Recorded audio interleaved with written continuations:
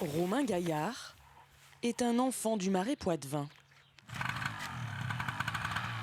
Ce matin, muni d'un petit moteur à hélice et d'une voile,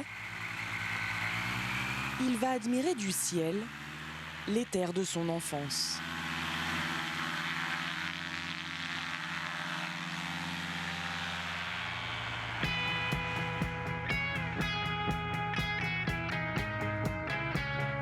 À 300 mètres au-dessus des arbres, le paysage du Marais Poitevin se dessine autrement.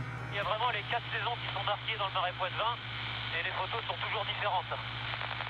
Et donc on se sent assez privilégié quand même de voir ce paysage vu d'en haut. Ici, autrefois, l'océan était présent. Il s'est retiré peu à peu au fil des années. Au XIIe siècle, pour réguler l'eau et exploiter ces terres fertiles, les moines ont alors façonné ce paysage. Romain le survole en moyenne 25 fois par an. On est dans un panaché de verdure dans le Marais Poitevin, que ce soit l'herbe, les arbres, l'eau également des canaux qui est un peu vert-marron. On est dans ce qu'on appelle la Venise verte.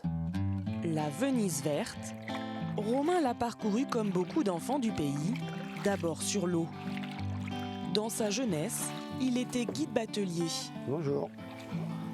Michel Sourisseau est lui aussi amoureux de cette nature. Guide batelier à la retraite, il fait partie de l'association Famille Rurale de Maizé.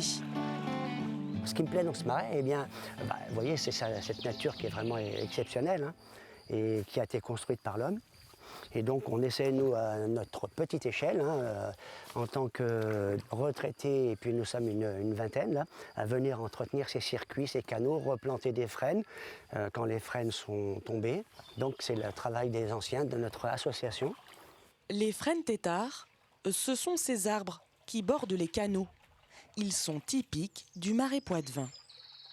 Toutes les parcelles que vous voyez sont toutes entourées ici chez nous de frênes têtards. Alors vous avez des frênes coupés à 2,50 m quand il y avait de l'élevage, tout simplement à 2,50 m pour que le bétail ne mange pas les jeunes pousses de l'année. Et en les abattant régulièrement toujours à cette même hauteur, c'est ce qui leur donne une forme très tortueuse, très bizarre. Et nous on appelle ça dans notre marais des frênes têtards. C'est ce qui fait la beauté et l'originalité de notre marais.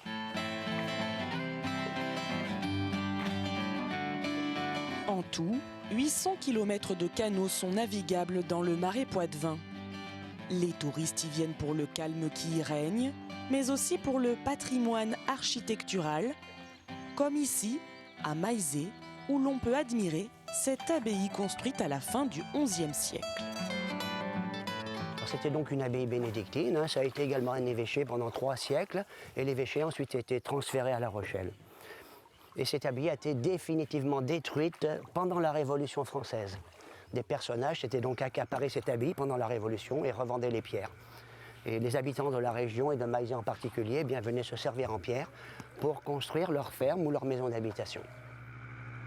Depuis le ciel ou depuis les canaux, le Marais Poitevin offre toujours des couleurs et des paysages différents. En 2010, les marais mouillés de la Venise verte ont obtenu le label Grand Site de France.